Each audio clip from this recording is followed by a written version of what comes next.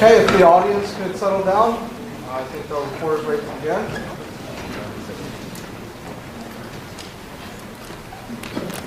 Hello, my name is Jihyun Kim, and I'm here to present you the drawing pins. Now the question is, you float two objects in water. There's attractive force and repulsive force. And you investigate and explain this phenomenon. Now here's our flow diagram. At first, we explain the theory of flowing mechanism, hydrophilic, hydrophobic qualities, and attractive and repulsive force. With the experiment, we flowed a different kind of objects. And we also experimented and calculated the equilibrium of force, attraction, and repulsion. And in conclusion, I will analyze the phenomenon as a whole. Here's a floating mechanism. Now let's say this is the hydrophobic material. The buoyancy works upward. Surface tension works also. It has an upward force part. And downward, there's gravity. And these three forces make an equilibrium and make the object float. So, we now move into hydrophilic and hydrophobic qualities. In case of hydrophilic, there's attractive force between water and object molecules. In case of hydrophobic, since it's hydrophobic, there tends to be repulsive force between water and object molecules. That's why such curvature occurs. Now, in case of attractive force, when there's two hydrophobic objects, due to surface tension, the contact angle, which we will explain later, there is more attractive force. In case of hydrophilic, due to similar reasons, there is attraction force. In case of repulsive force, between hydrophilic and hydrophobic objects, there tends to be, in a similar way, repulsive force. Now, we define the distorted surface distance as r and measured by reflecting light, which we will explain later. Now, we also float a different kind of objects for experiment. You can see here that the curvature is what I explained earlier. To calculate the equilibrium of force, we use the circular Teflon and square Teflon measured in two directions, vertex and side. In case of circular Teflon, you can see that as the thickness increases, the depth increases. Now, when the thickness increases, mass also increases and the depth increases. Now, this will be explained later, but what we mentioned, the r, distorted distance, does not much change according to the thickness. Thus, according to the increase in thickness, it tends to go down, there should be, of course, an increase in contact angle. In case of square Teflon, from side view and vertex view, the angle increases. And you can see there that as the thickness increases, angle increases, and depth also increases. And we calculated this force, and you can see that the force are pretty much similar.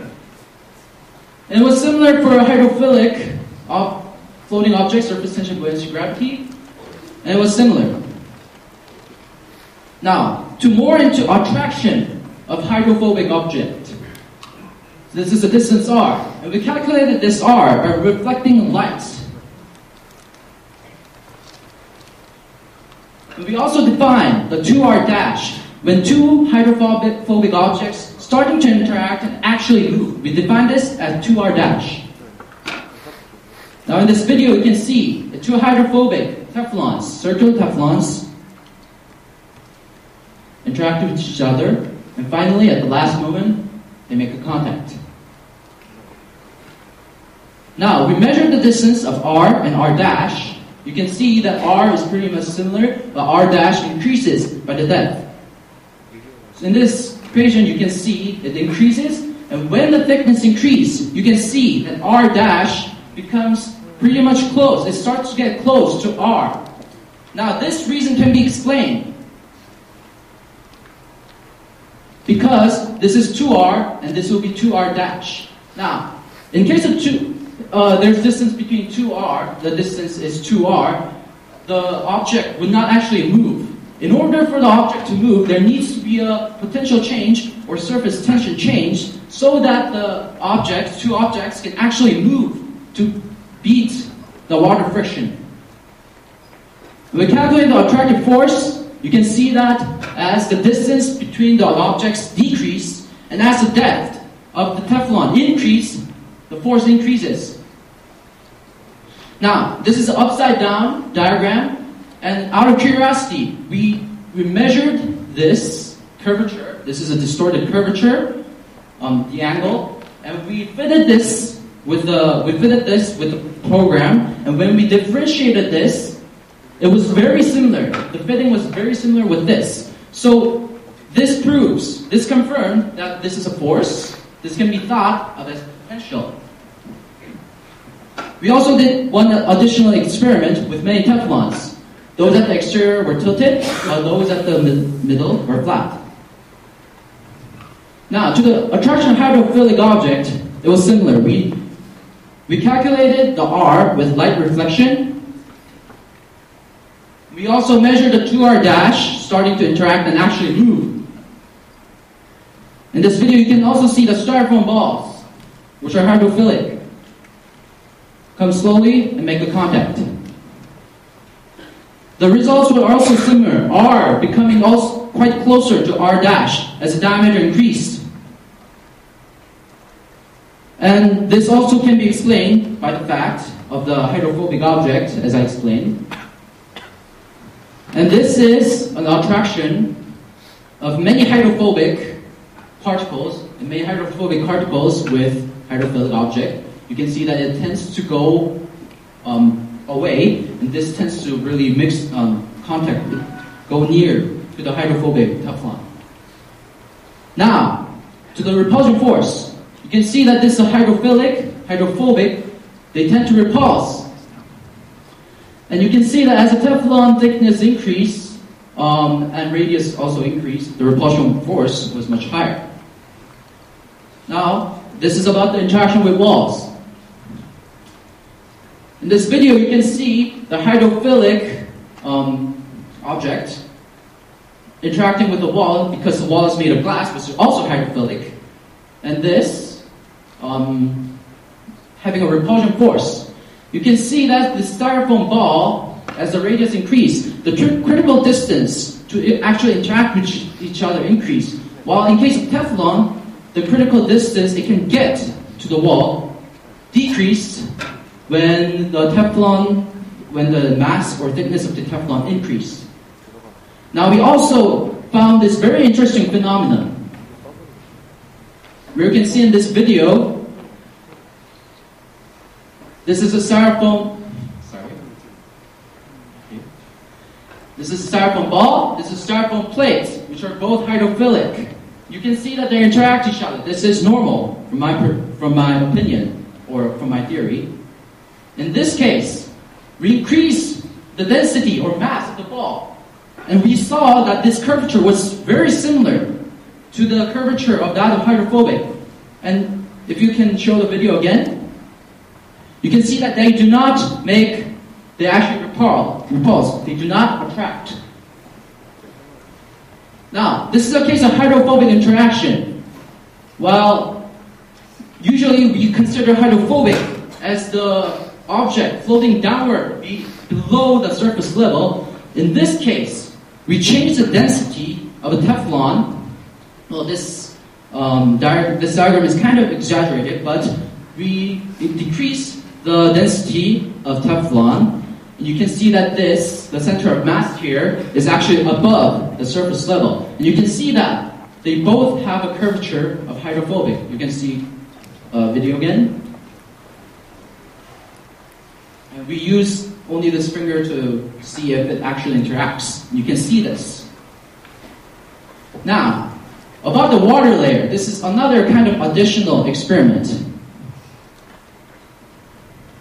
You can see that in this case, this is a 1 millimeter Teflon. They're both Teflons. This is a 3 millimeter Teflon. But in this case, the level of water is below that of the height of the 3 millimeter Teflon. Thus, if you can see the video again, they actually repulse, even if they are both hydrophobic material, very hydrophobic material. You can see that this can be explained by the fact that this would have a low downward curvature, and this would have a high curvature because there was water in this area. And that tends to create upward curvature. Now, to sum up the conclusion, now this whole phenomenon is caused due to curvature near the objects, which is initially caused by hydrophilic or hydrophobic qualities. Now, the attraction, similar curvature, similar hydrophobic qualities tend to lead to attraction of the materials, and difference in curvature and opposite hydroqualities lead to repulsion of the materials. And the crucial part of this question, whether I can observe the repulsive force, was also confirmed here. And the intensity of the force is quite dependent on mass. Now, to determine the curvature as a whole, this curvature is the final determinant of all this phenomenon. It's the final determinant. And this curvature can depend on density and hydrophilic and hydrophobic qualities. These three qualities tend to determine the curvature. If there's a high density, if the material has high density, it tends to go down the surface level, the water surface level. Then, in any case, whether it's hydrophilic or hydrophobic, there tends to be always a downward curvature. But if the material has a low density, it actually would, the center of mass would actually be upward, would be above the surface level. So, in that case, if the material is hydrophilic, there will be upward curvature. And if the material is hydrophobic, there will be downward curvature. And this curvature, as I explained again and again, is the final determinant of this phenomenon. Thank you. Reporter, please feel free to ask questions to the reporter. You mentioned R in the beginning of your reports. Yes. Do you have any model for the R, magnitude of the R or length of the R? I'm very sorry. Do you have any equation for the R, value of R? Value of R, we do not have the equation. Have you considered the amplitude, the radius of the object? Because the question states that the I believe. and do you use constant radius? Yes, Or, we use constant radius, and we change the thickness. And do you have any model for the model equation for the capillary force? Capillary the horizontal force. Horizontal force. Well, it's not kind of the model. It's well, I can't. Well, it will less time. So you know the surface tension. I explained that the floating mechanism. The contact angle, and you can see there will be upward force and horizontal force. And when this contact angle decrease or increase, it influences the horizontal force. So that will be substitute for model equation. Can you tell whether heavier than water, which is denser than water, hydrophilic object will float? Yes. Oh, you mean whether hydrophilic and high density and hydrophobic and low density? Hydrophilic, high density. High density. Yes, that would be. Yeah, this one exactly. As I increase the mass, no, this is hydrophilic. You just use styrofoam. In our experiments, styrofoam can be considered as hydrophilic. And when the density increased, you can see that it had a quality of downward curvature. What's the mass of the coin and the mass density of the styrofoam? Do you have any numerical data for the mass and the? I didn't have the actual mass or numerical value of the coin because it's kind of irrelevant in this issue because this is an experiment to increase the density and see if it has another effect. Thank you. Okay. The opponent team, please take a couple minutes to prepare.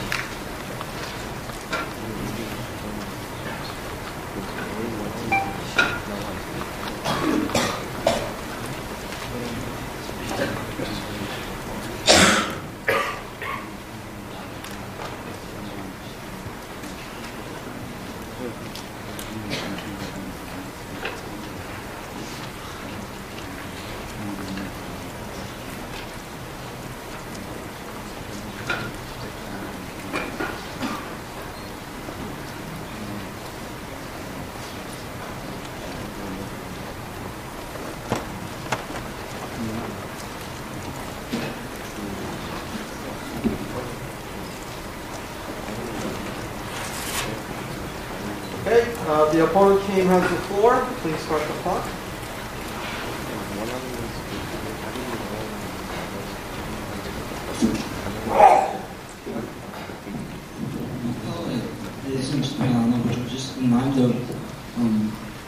I'm in Japanese from Cogitamus, and here today I will present our version to the problem number 16.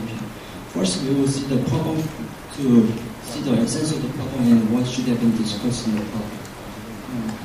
As you can see in the problem tells us to investigate about the attractive force and impulsive force, whether they have a similar or done by similar mechanism. The report shows that they are both done by the capillary force and surface tension, but do not tell us whether they have the same strength of force or the magnitude, and do not have any equation that accounts for it.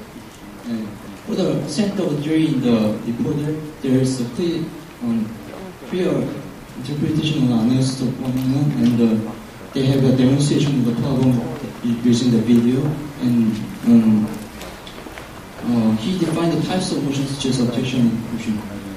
And for the weakness of the theory, he did not specify an equation for the R. He mentioned the R and it has to do with some important data, but he has to quantify the R. And there is no equation for the magnitude of capillary force. He drew us the picture in there's a difference in the capillary force, but he did not tell how much the force differs.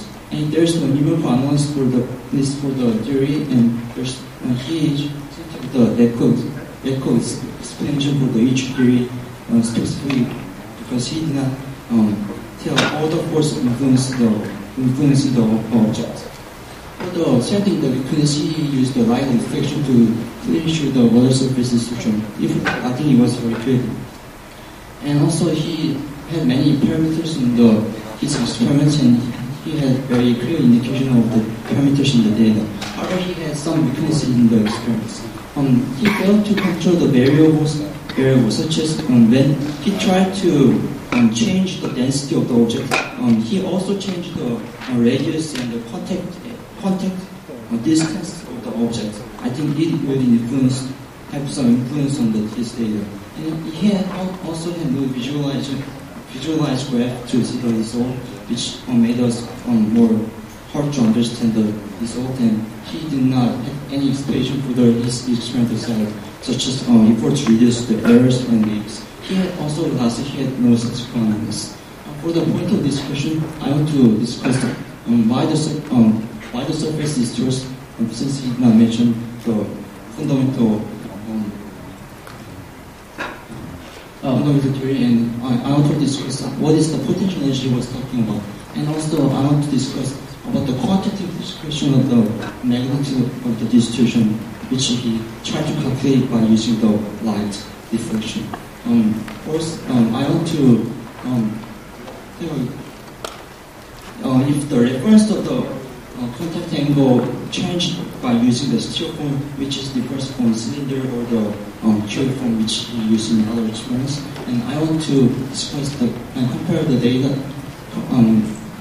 discuss about the comparison between wall object attraction and warping attraction.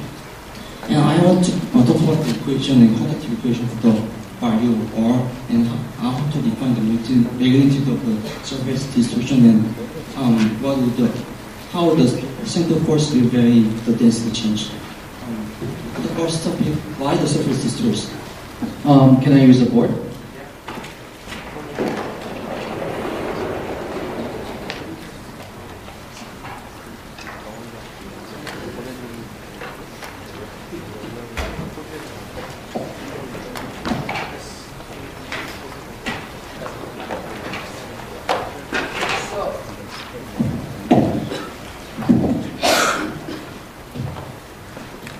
Okay, so I have explained in the last of my presentation about